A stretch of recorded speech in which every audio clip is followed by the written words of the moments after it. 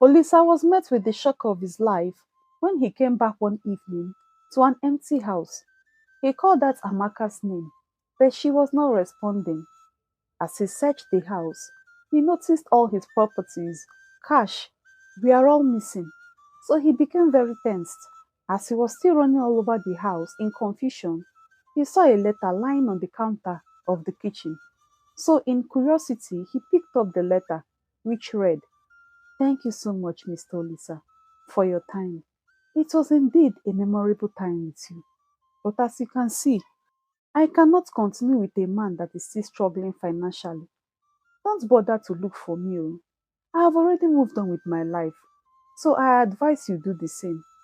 I also withdrew the 5 million naira in our joint account. Also, that's your land along the university road. I sold it.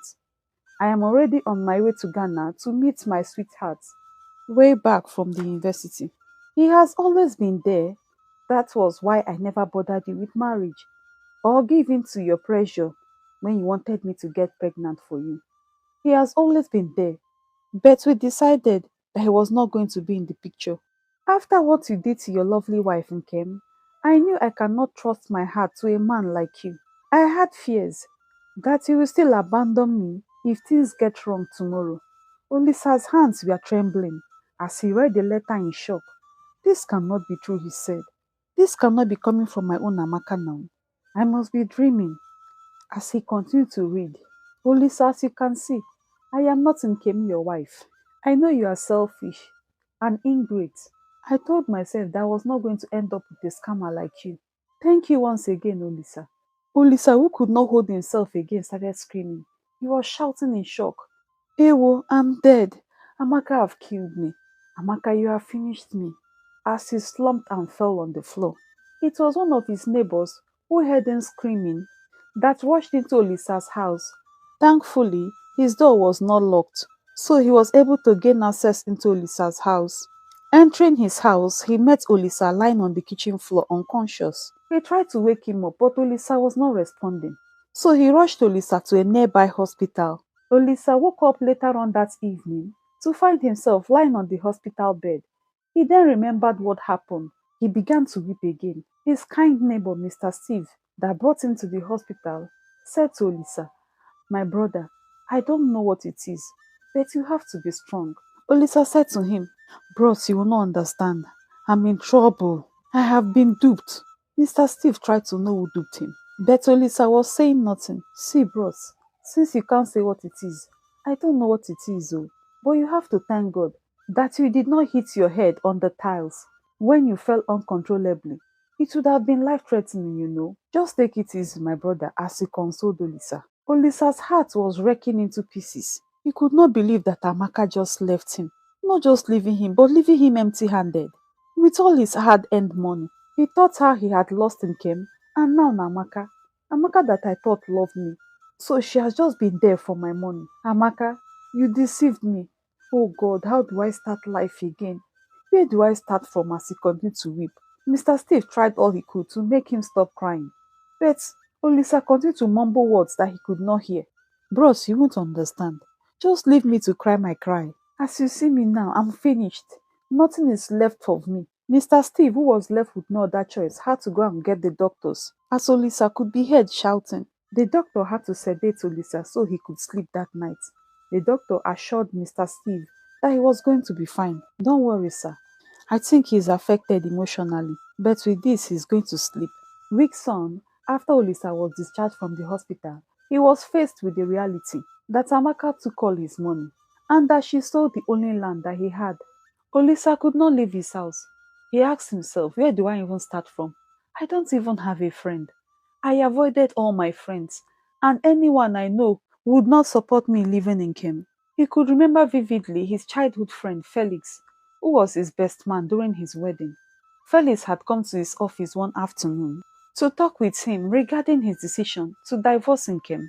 Olisa, said Felix, what is this I'm hearing? Nkem called me and told me your decision to divorce her. Olisa, I was surprised and confused at the same time because I don't know you to be that kind of man. Olisa, please don't be irrational. You are making a great mistake if you divorce Nkem.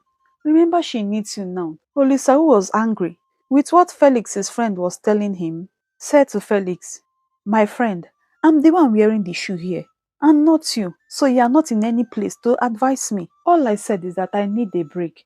I need to calm my head down. Is marriage not only for the living?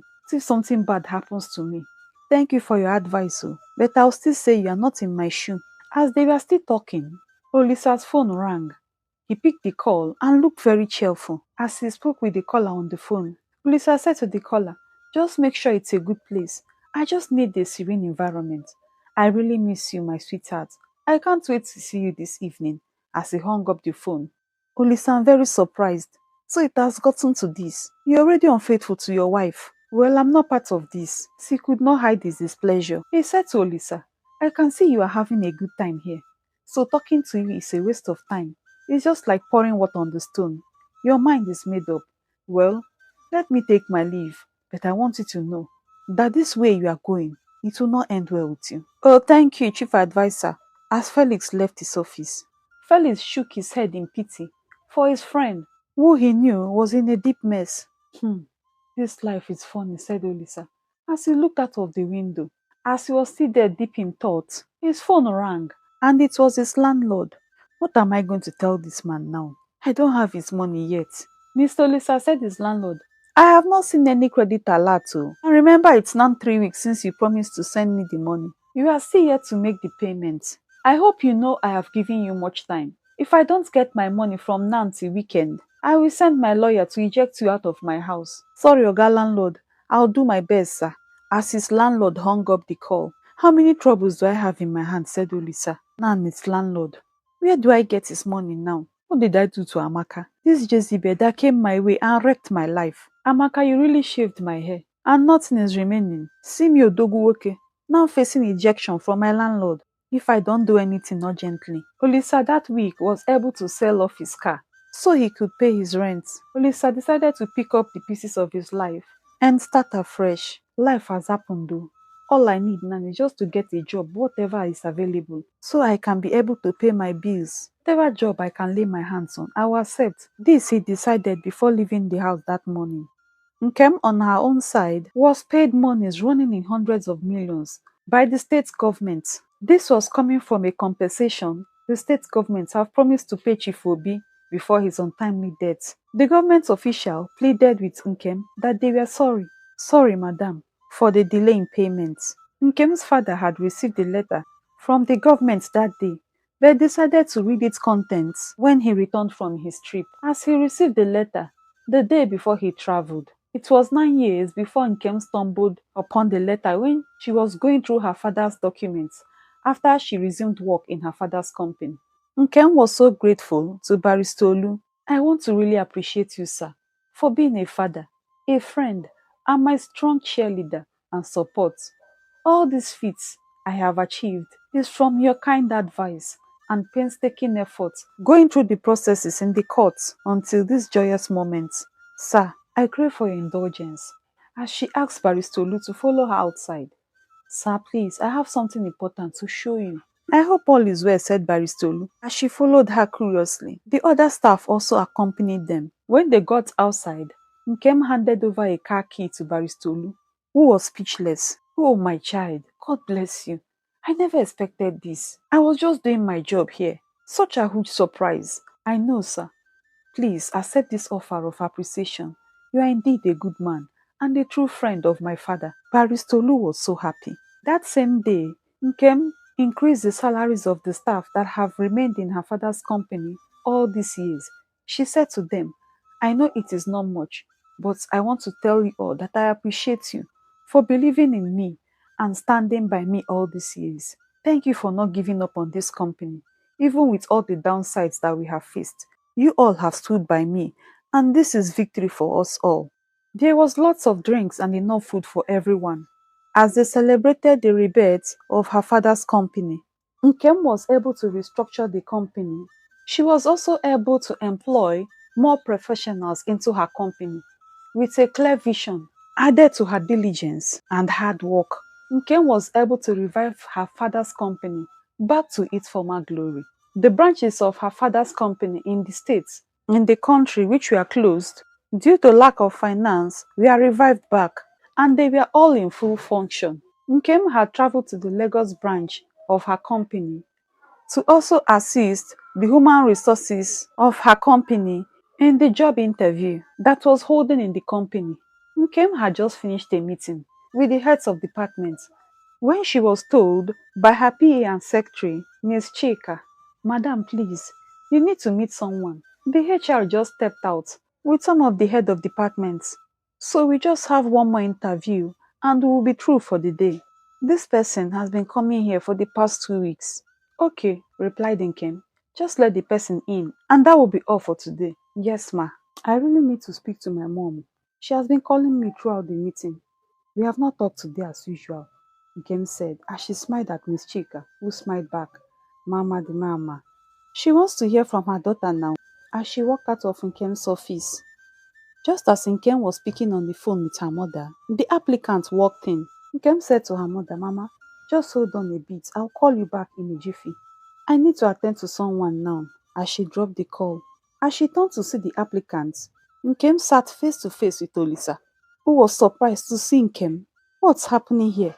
Nkem, you, in such a high office. What are you doing here?" "What?" screamed Nkem. "Why are you asking such a question? What are you doing here too?" she asked. "I am here for a job interview, and I was asked to come and see the CEO of the company, that the HR was not around." "Well, as you can see, Olisa, I'm the CEO of this company, and how may I help you?"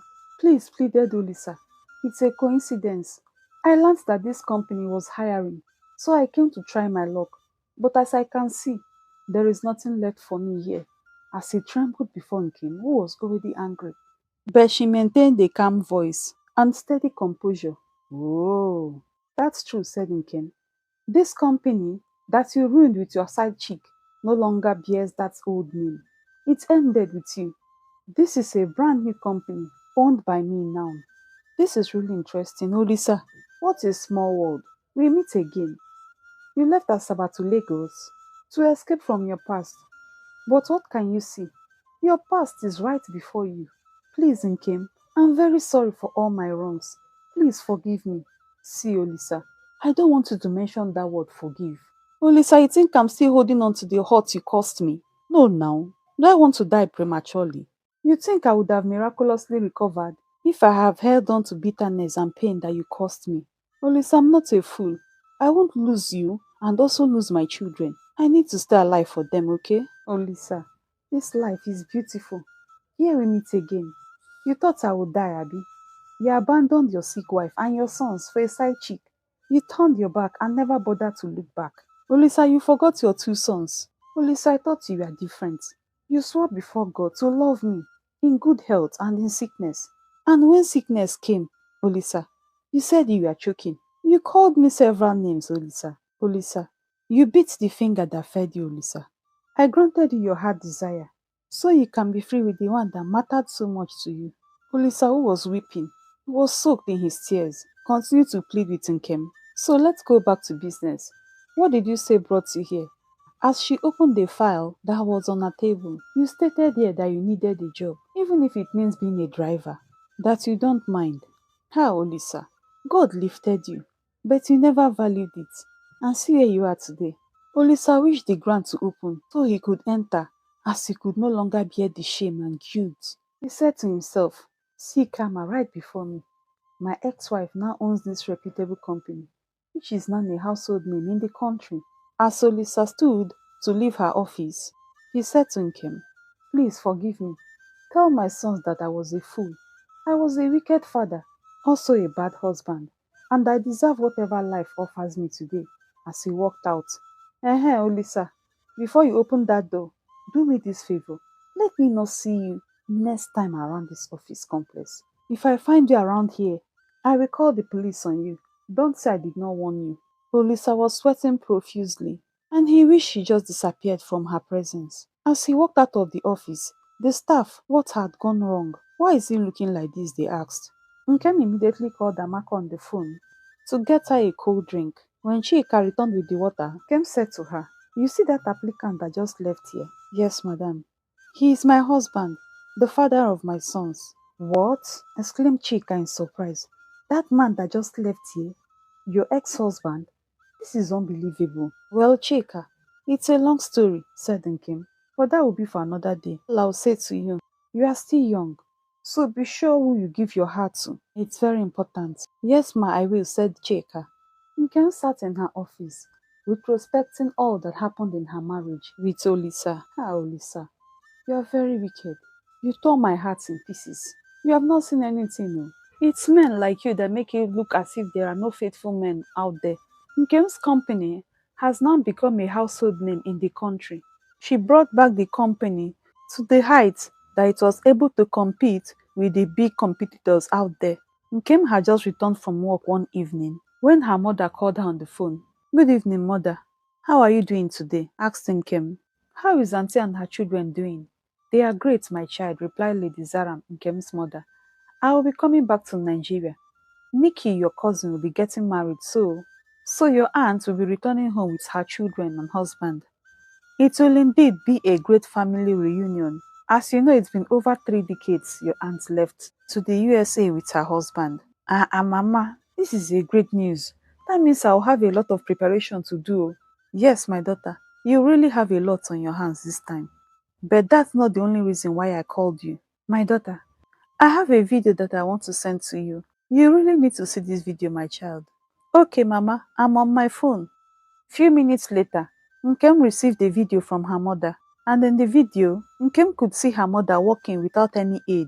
She was using no wheelchair or crutches. Nkem could not hold back her tears of joy. She was so happy for her mother's health. God, I really thank you. So at last my mother can use her both legs. Nkem in excitement called her mother on the phone. Adam, your mother can walk again, my child. I wanted to surprise you when I come back, but I changed my mind because I know you have really prayed for this day to come. Oh, Mama, I'm so glad, said Nkem, whose joy knew no bound. Nkem was the happiest woman on earth that night, as she pictured her mother walking in her house with her 2 legs as she dozed off. The following weeks was filled with preparations as Nkem and her aunt in Kaduna and some of her cousins were involved in the wedding preparation and return of her mother, aunt and her children. 2 months later, Lady Zaram, her sister and family in the USA, all their relations all over the world, stormed Nigeria for the wedding of Nikki, her cousin, who was getting married to her heartthrob from the USA, who also is a Nigerian. He hails from Rivers, so it was a diverse cultural traditional wedding. Nkem was so happy to see her mom and her aunts, all her relations, after many years. It was a great family reunion. Olisa, who had no job, had to get a car on hire purchase that he used for taxi. One evening, he was about to close for the day when a woman flagged him. She looked helpless. She was heavily pregnant. Olisa, who had already sped past her, decided to reverse back. So, madam, he asked, as he stopped close to her, where are you heading to? The woman, who was in much pains, quickly jumped into his car without uttering a word. As Olisa drove, looking at the mirror, he asked the woman which hospital he was taking her to. Behold, to his surprise, it was Amaka. He shouted, Amaka! Amaka, who was in much pain, cried and asked him for mercy as she recognized it was Olisa. Olisa, please, I'm very sorry. I really need your help right now. I'm in labor. Please, Olisa, show my unborn child mercy. As she cried in pains, she pleaded with Olisa, not knowing what action he was going to take. Olisa, in deep thought, even though he was in pain, said to himself, life first, as he took Amaka to the hospital that she directed him. Few hours later, Amaka put to bed the baby girl. At least, thank God, you are alive and your baby girl is fine. Amaka, who could not lift up her face in shame and guilt, pleaded with Olisa for forgiveness. Well, said Olisa, just take your time and recover. You know you just had a baby. As Amaka continued to be uneasy with Olisa's presence, she was afraid could press charges against her after all the evil she did to him. She asked herself, how did I end up waving that cab? Which turned out to be Olisa. She prayed that Olisa had a change of heart. So a few days later, when Olisa came to see Amaka and her baby, Amaka narrated to Olisa how she was deceived by her childhood boyfriend who promised her marriage. I knew I was not going to marry you because I was afraid You may end up treating me the way you treated Nkem, your ex-wife. I was just there for your money. I was the one that financed my boyfriend's business in Ghana, which was why I fled to Ghana when I left you. But I did not know life had a lot in stock for me. Few months after I reunited with my boyfriend in Ghana, he one morning told me he was going to see one of his friends. He was carrying some of his clothes. So I asked him where he was taking those clothes to, and he told me that he wanted to fix them. I had no reason to doubt him. I waited several hours for him, but he did not come back. I called his phone number. It was ringing, but he was not taking his call. For 3 days, I did not see him, and his phone number was switched off. So I traced one of his friends that we visited when he was still around. When his friend saw me, he was surprised that I did not know his whereabouts. You mean my key? Did not tell you he was traveling to Sweden. Amaka in surprise shouted, Sweden? Which Sweden? I exclaimed in fear. Well, as we speak now, my key is now in Sweden. That's why his phone number is not going. And myself, I cannot even connect to him until he calls me. That was when I knew what happened. My boyfriend took all my monies and left me with nothing. I was still in pain of how my boyfriend absconded with my money to another country when I took ill. And after a lab test, the doctor confirmed that I was with a child. I was broken. I did not even know how to start my life. How can I be with a child at this season of my life? Not now. But the doctor, looking at me, knowing my thoughts, said to me, Madam, you just have to keep this baby. If you try anything, you will die. This procedure that you are considering, you are too old for it. So I had no choice. For fear of my life, I had to keep this baby. Olisa did not know what to say or do, as he just looked at Amaka hopelessly. Life has really dealt with Amaka, who now looked different with a child. He said in his heart, before now, he had thought that he was going to get something from Amaka if he reported her to the police. But with all that he just heard, he knew there was fire on the mountain. I have to run now that my legs can carry me. No penny is going to come out of Amaka. It's better I leave before she tells me to pay for the delivery of her baby. That afternoon, Amaka had told Olisa that she had been discharged. Let her carry her own cross, while I carry mine. Olisa left the hospital quickly to continue with his work that evening. Nkem, after the return of her mother and aunts, and her family, decided to a Thanksgiving to thank God for her life, for restoring back her life, restoring her father's company, and today her mother can walk on her feet. She had a lot to thank God for. She also threw a birthday party for her mother who just turned 60. This was the best thing she could give her mother, who was glad to have her sisters and siblings around her. Thank you so much for watching this story. And if you have watched to the end, I really appreciate you. Please, if you have not subscribed, please click the subscribe button. Also, like and share this story with your loved ones and friends. I really appreciate you all for your support, and I'm not taking this for granted. Let's continue our discussion in the comment section. Tell me the moral lessons you have learned from this story so we can learn more. Once again, thank you. And until we meet again next time, stay blessed and bye.